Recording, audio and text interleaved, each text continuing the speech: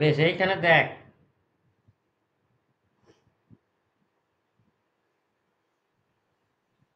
একটা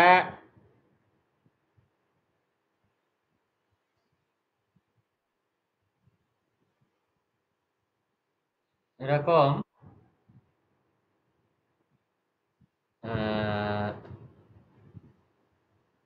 সলিনয়েড যদি এরকম থাকে, মনে কর,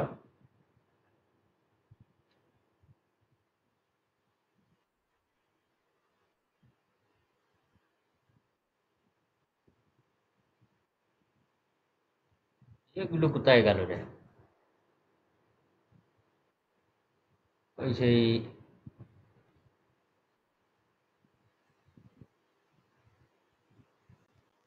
এই যে পেয়েছি। যা, এবার কাঁপতে লাগলো যে।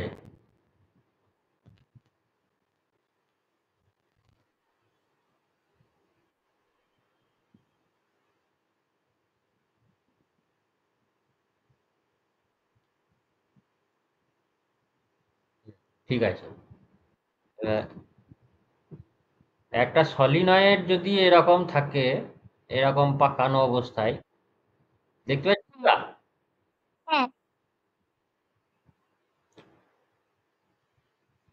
এবার ধর, এইটাকে এরকম করে, এরকম করে, এরকম করে, আর এইটাকেও এরকম করে, হুম, এইদিকে ধর প্লাস, এইদিকে মাইনাস, এরকম ভাবে ব্যাটারি দিয়ে দেওয়া হয়। হ্যাঁ।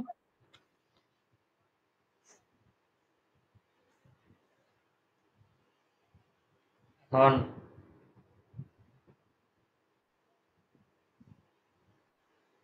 প্লাসের দিক থেকে যদি তড়িৎ প্রবাহ হয়, তাহলে তড়িৎ প্রবাহটা এই দিকে যাবে। এবার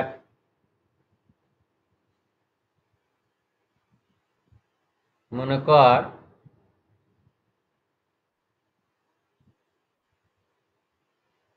এই তারটা যে যে দিক দিয়ে তড়িৎ প্রবাহটা প্রবেশ করছে, হ্যাঁ।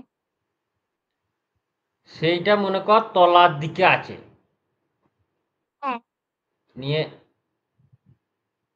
এই দিক দিয়ে ঢুকে এই দিক দিয়ে বের হয়েছে, দিয়ে আবার এই দিক দিয়ে গিয়েছে। হ্যাঁ, এবার ব্যাপারটা বুঝতে পারলি তো? হ্যাঁ। আর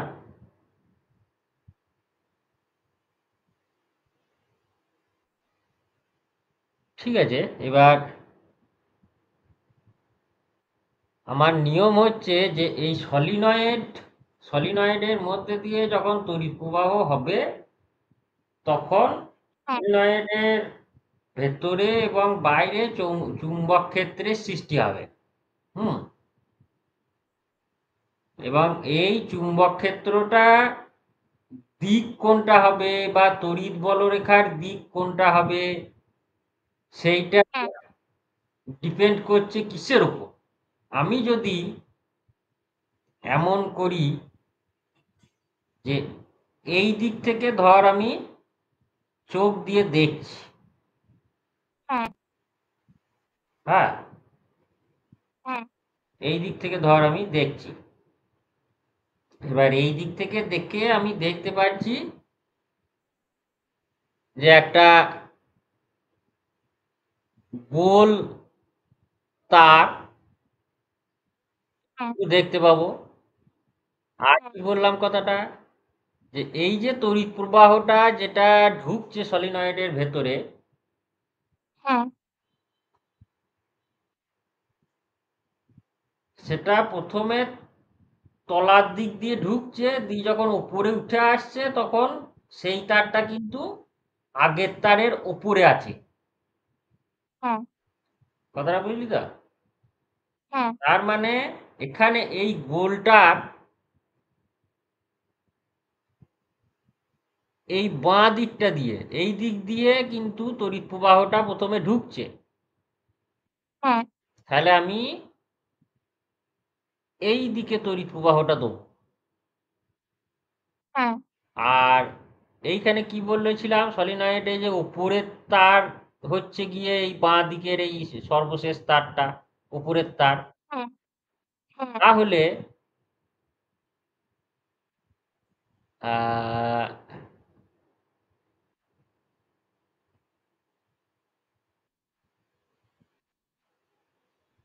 না এখানে আমি ভুল করলাম, এখানে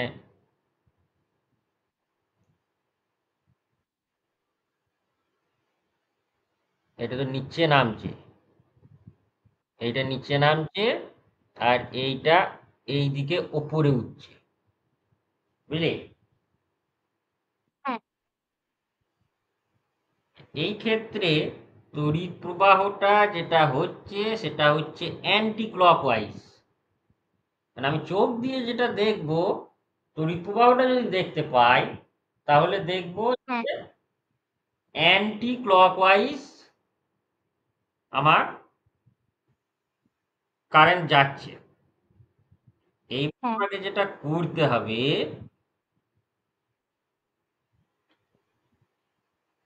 যে এন না এস কি লিখলে তার যেটা দুই এন্ডে তীর চিহ্ন সেইটা মিলে যায়। আমি যদি এখানে এন লিখি,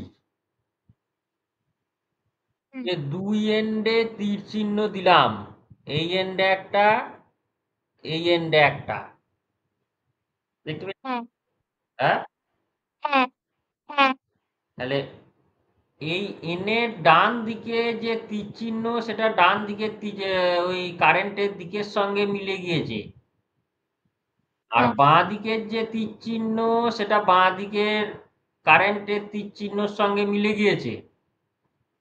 হ্যাঁ, তাহলে চোখ দিয়ে আমি যে দিকটা দেখব সেদিকে যদি অ্যান্টি ক্লকওয়াইজ কারেন্ট যায় সেদিকে এন হ্যাঁ, মেরুর সৃষ্টি হবে, মানে উত্তর মেরুর সৃষ্টি সেই দিকে হবে।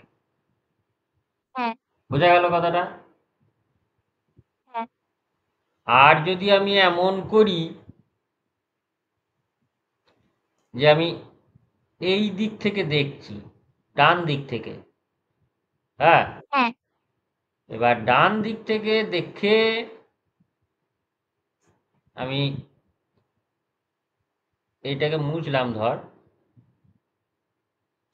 নিয়ে ডান দিক থেকে যখন দেখব তখন তো আমি দেখব কারেন্টটা উল্টো দিকে চলছে, কারণ সলিনয়েডটাকে আমি উল্টিয়ে নিয়েছি।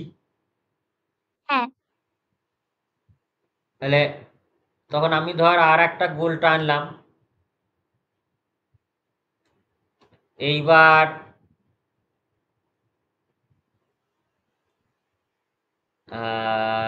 এবার ধর কারেন্টটা আমি তখন যেটা দেখব এই দিকে নিচের দিকে আর এই দিকে উপর দিকে, তার মানে এটা হচ্ছে ক্লক ওয়াইজ। উল্টো দিক থেকে দেখলে তো ক্লক ওয়াইজ হবেই, মানে একটা ঘড়ির কাঁটা তুই যে দিক থেকে, তুই ধর সামনের দিক থেকে দেখছিস যে দিকে ঘুরছে, ঘড়িটা যদি স্বচ্ছ হয়, ঘড়িটাকে যদি আমি উল্টো দিক থেকে দেখি তাহলে তো উল্টো দিকেই ঘুরতে দেখবো, নাকি? হ্যাঁ, হ্যাঁ, তাহলে এখানেও আমি উল্টো দিকেই ঘুরতে দেখবো। উল্টো দিকে যখন ঘুরতে দেখবো তখন আমি এই এস এইভাবে লিখবো, এসের হ্যাঁ, শেষে তীর চিহ্ন দেবো,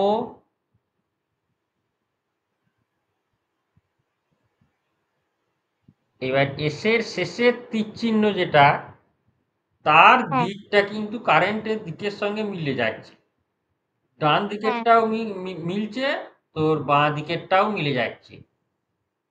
হ্যাঁ, ওকে, হ্যাঁ, তাহলে এই দিকে আমার এস মেরুর সৃষ্টি হবে আর এই দিকে হ্যাঁ, এন মেরু। এইভাবে নির্ণয়টা আমি করলাম, ঠিক আছে? হ্যাঁ, এবার এইটুকু জানা আছে যে চৌম্বক বলরেখা সেগুলো এন মেরু থেকে বের হয়ে এস মেরুতে গিয়ে শেষ হয়। তাহলে এই একদম ধার থেকে ধর একটা চৌম্বক বলরেখা এই রকম করে বার হয়ে এস মেরুতে গিয়ে এরকম শেষ হবে। মানে একটা ক্ষুদ্র সূচিচুম্বককে এই চৌম্বক বলরেখা বরাবর যে কোনো জায়গায় রাখলে এই বলরেখার যেটা দিক, যেদিকে যাচ্ছে সেই দিক বরাবর মুখ করেও থাকবে। এই হচ্ছে চৌম্বক হ্যাঁ, বলরেখার মানে। তার মানে চৌম্বক ক্ষেত্রের দিকটা হচ্ছে ওইটা, অর্থাৎ ওই সূচিচুম্বকের এন মেরুকে ও সেই দিকে বিক্ষিপ্ত করবে। হ্যাঁ, আবার যদি এইখান থেকে আর একটা চৌম্বক বলরেখা বার করি, সে আবার এই দিক দিয়ে ঘুরে এসে এইখানটায় এসে ঢুকবে। তার মানে এই দিকে এইভাবে এইভাবে যাবে, ঠিক আছে? হ্যাঁ, হ্যাঁ, আর মাঝখান থেকে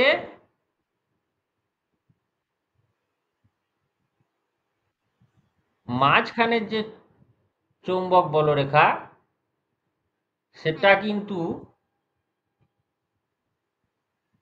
সোজা বেরিয়ে যাবে। হলো তো? হ্যাঁ, কারণ একটা কথা জেনে রাখতে হবে যে চৌম্বক বলরেখাগুলো পরস্পর পরস্পরকে বিকর্ষণ করে। হ্যাঁ,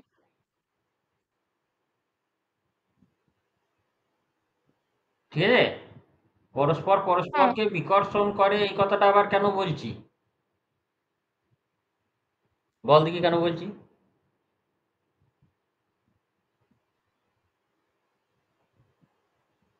ওই সমধর্মী বলে। মনে কর এইরকম একটা চৌম্বক বলরেখা আছে হ্যাঁ, আর এই রকম ধরনের একটা চৌম্বক বলরেখা আছে। হ্যাঁ, এইবার এইখানে যদি আমি একটা সূচিচুম্বক রাখি, কম্পাস রাখি, তার হ্যাঁ, কাঁটাটা এখানটায় নয়, আহ, আচ্ছা এখানটাতে ধর একটা থাকলো, আর একটা সূচিচুম্বক ধর এই ওপরের চৌম্বক বলরেখার এখানে আছে একটা, এখানে আছে একটা। তাহলে ডান দিকে হ্যাঁ, দুটোরই তো এন মেরু থাকবে, হ্যাঁ, দুটোরই তো এন মেরু ডান দিকে হয়ে থাকবে। হ্যাঁ, তাহলে সেই এন মেরু দুটো পরস্পর পরস্পরকে বিকর্ষণ করবে না? হ্যাঁ, করবে। আর পেছন দিকে এস মেরু হয়ে থাকবে, হ্যাঁ, ওই তারাও বিকর্ষণ পরস্পরকে করবে। বিকর্ষণ করবে।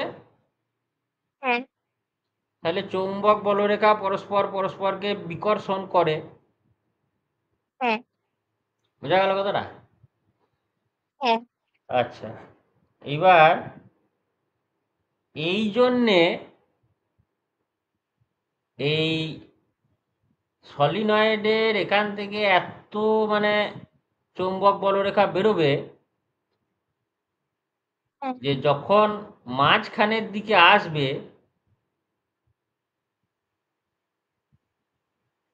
হ্যাঁ, তখন পাশাপাশি দুটো চৌম্বক বলরেখা থাকার ফলে মাঝখানে চৌম্বক বলরেখাটা আর কোনো দিকেই যেতে পারবে না, ও সোজা বেরিয়ে যাবে। হ্যাঁ, দুদিক থেকেই সমান বিকর্ষণও পাবে, সমানভাবেই ঠেলা খাবে। হ্যাঁ, ও স্ট্রেট কাট সোজা পথে চলতে হ্যাঁ, বাধ্য, কোনো উপায় নেই।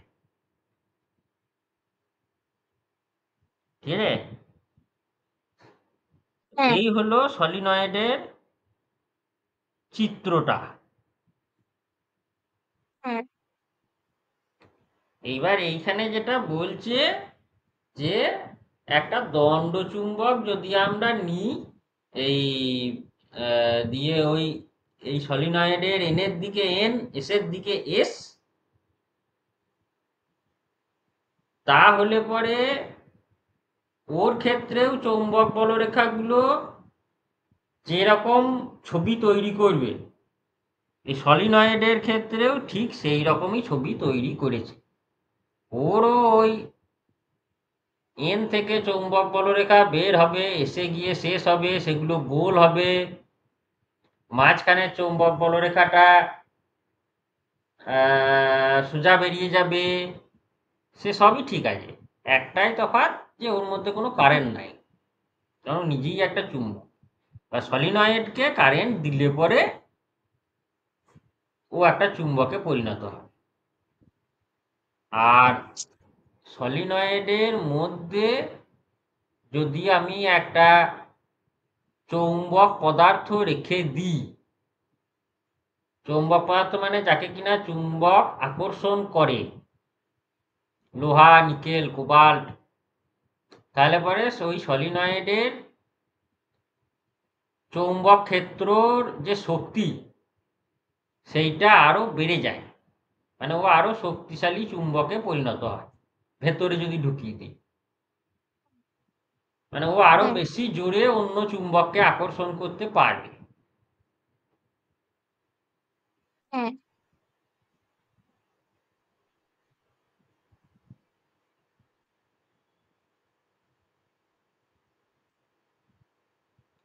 আচ্ছা, এইখানে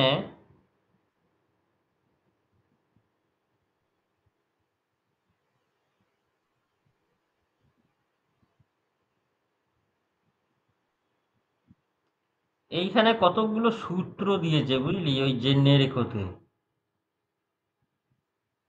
যে ঋজু তড়িৎবাহী তারের ক্ষেত্রে চৌম্বক ক্ষেত্র বি প্রপোর্শনাল টু আই,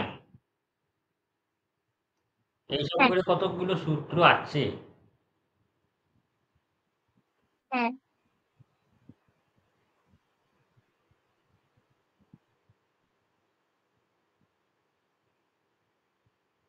আচ্ছা, এইটা না, তাহলে এটাকে আবার মুছতে হবে।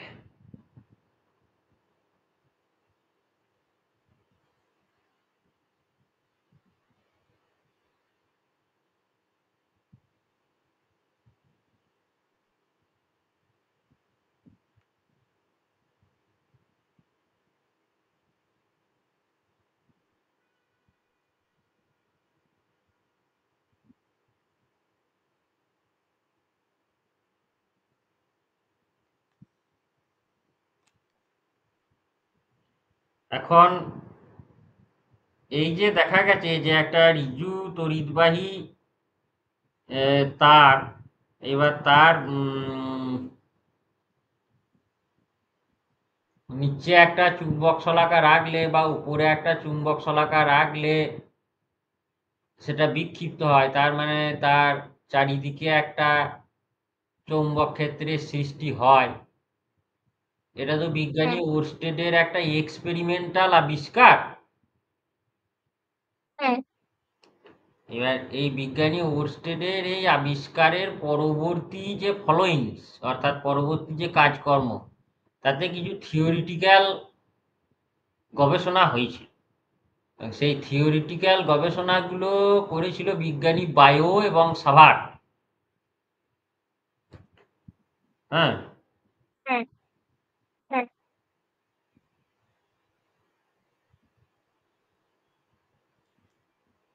বিজ্ঞানী বায়ট আর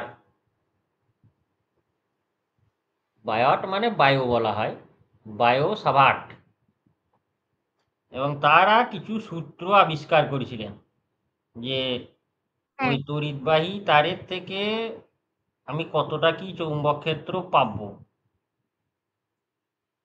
সেই সূত্রগুলোকে তারা যেটা দিয়েছিলেন, একটা হচ্ছে যে না, এইরকম যদি একটা তড়িৎবাহী তার থাকে, যেটা, এটা কিন্তু ঋজু নয়, এটা এমনি যে কোনো আকারের আর কি। এবার এর মধ্যে দিয়ে ধর তড়িৎ প্রবাহ যাচ্ছে, হ্যাঁ, এবার এই এর মধ্যে থেকে খুব ছোট একটা অংশ আমি যদি বিবেচনা করি, মনে কর এইটুকু আর এইটুকু, হ্যাঁ, হ্যাঁ, এইটা হচ্ছে ডেল্টা এল পরিমাণ দৈর্ঘ্য, ছোট হ্যাঁ, দৈর্ঘ্য, হ্যাঁ, এর মধ্যে দিয়ে তড়িৎ প্রবাহ ধর যাচ্ছে আই অ্যাম্পিয়ার, হ্যাঁ, আর এর মাঝখান থেকে কিছু একটা দূরত্বে একটা পয়েন্ট আছে পি, পি বিন্দু, মানে যে কোনো দূরত্ব আর কি। এই দূরত্ব দূরত্বটা হচ্ছে আর দূরত্ব আর। হ্যাঁ, সেক্ষেত্রে চৌম্বক ক্ষেত্র কতটা হবে? হ্যাঁ, চৌম্বক ক্ষেত্র এখানে যদি হয় বি পরিমাণ, যেমন ধর কুলম্বের সূত্রে, নাকি না তোদের তো কুলম্বের সূত্র নাই? না কুলম্বের সূত্র আছে তো। ও আচ্ছা, কুলম্বের সূত্র আছে। কুলম্বের সূত্রে যেমন ধর তোর ওই বলের পরিমাণ যেটা বলা হয়, হ্যাঁ, সেটাকে এফ চিহ্ন দিয়ে প্রকাশ করা হয়। এমনি চৌম্বক ক্ষেত্রের যেটা পরিমাণ, সেটাও এক ধরনের ফোর্স বা বল, এটাও কিন্তু ওই বি চিহ্ন দিয়ে প্রকাশ করা হয়। হ্যাঁ, এর একক হচ্ছে,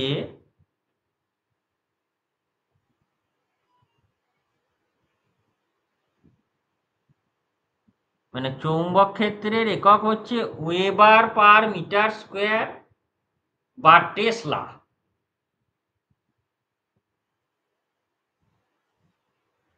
বায়ো সাভার্ট বলেছিলেন যে এই beta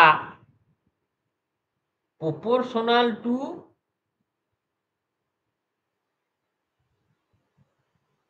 I,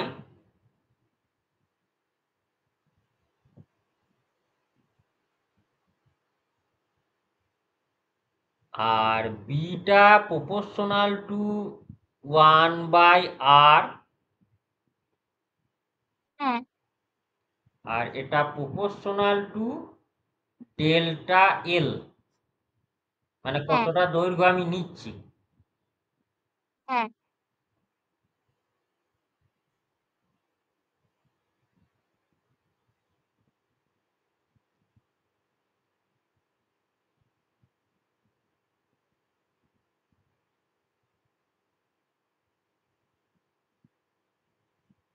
B proportional to 1/r কি, এটা দেখি দাঁড়া, না 1/r স্কোয়ার।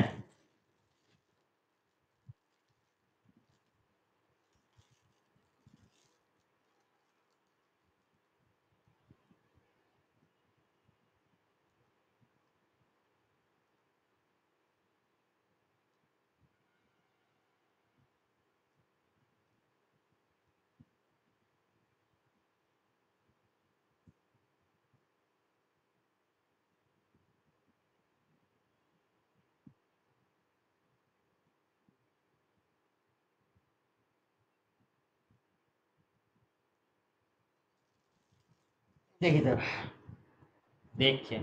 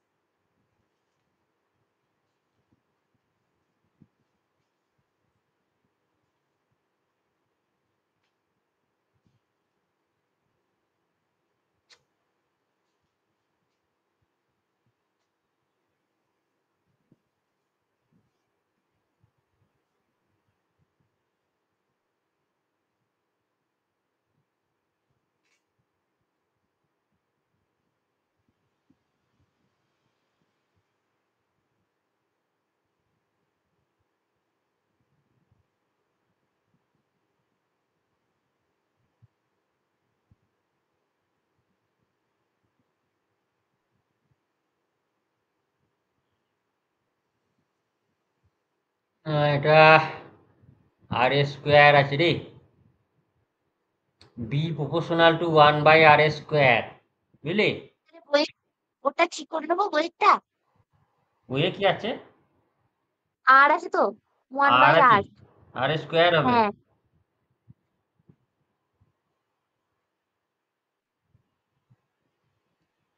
আচ্ছা, এইবার এই অ্যাঙ্গেলটা যদি হয় থিটা, তাহলে আবার B proportional to sine theta, ঠিক আছে?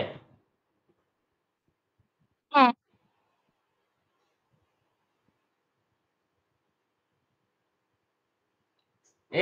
অমনি কি করছিস?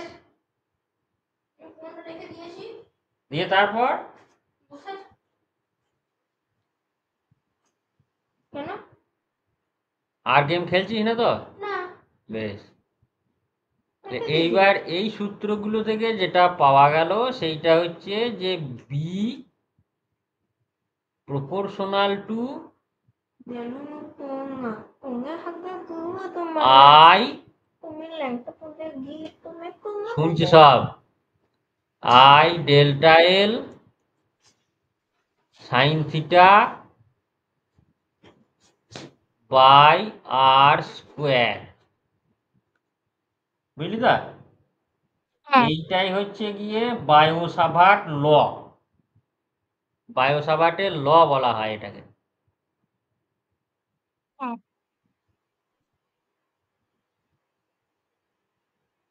এখানে আমি লিখতে পারি যে বি, এটাকে তাহলে আমাকে আবার মুছতে হবে,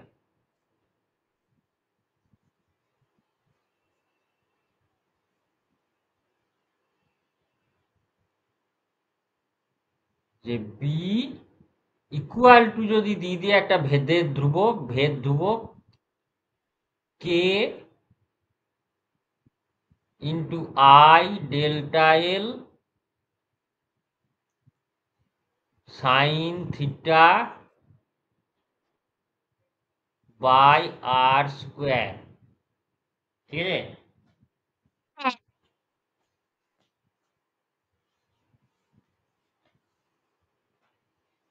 এই কেটাকে, কে এর মান বার করা হয়েছে, কে ইকুয়াল টু হচ্ছে μ0/4 ইকুয়াল টু 10⁻⁻7।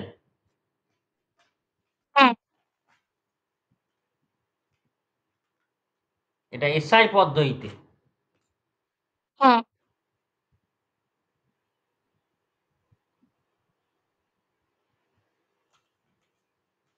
এইবার হচ্ছে direction of dB, direction of B, মানে বিটার দিক কোনটা হবে? বিটার দিক হচ্ছে ওই যে আই কারেন্টটা যেদিকে যাচ্ছে না, হ্যাঁ। সেই আই কারেন্টটাকে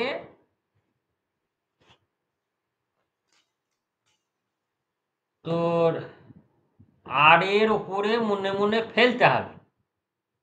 হ্যাঁ। এবার আর এর উপরে যদি আমি মনে মনে ফেলি,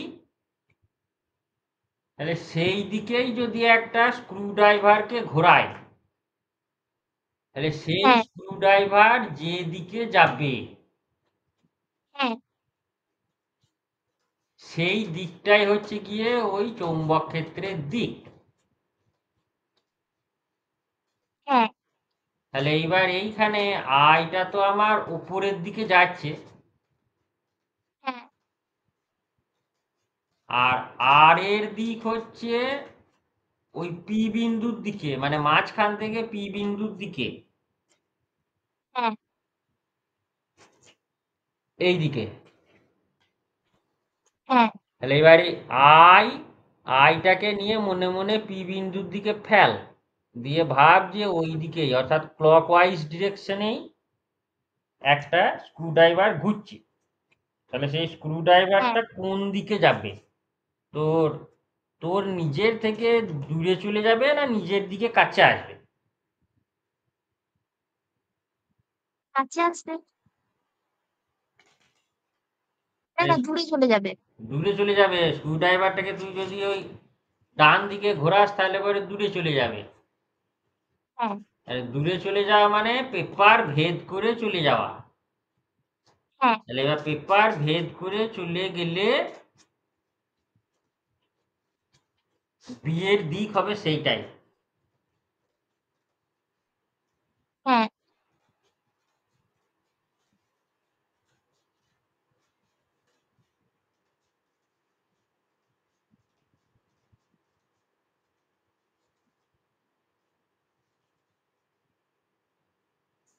ঠিক আছে? হ্যাঁ।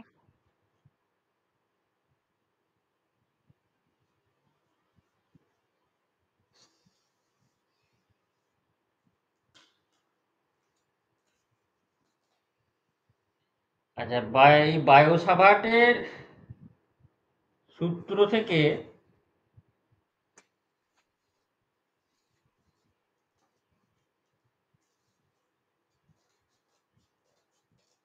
এই কতকগুলো জ্যামিতিক আকারের তারের ক্ষেত্রে তোর ওই বিয়ের মান নির্ণয় করা যায়। হুম,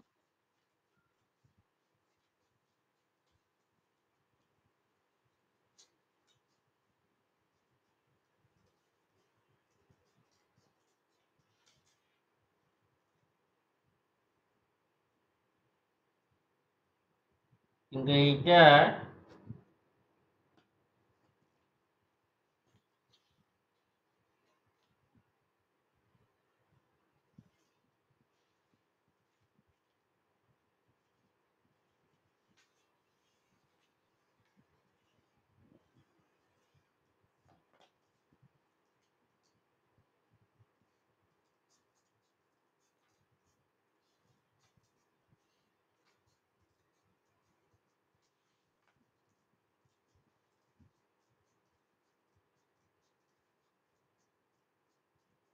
পরে করা যাবে, এগুলো এখন দরকার নাই।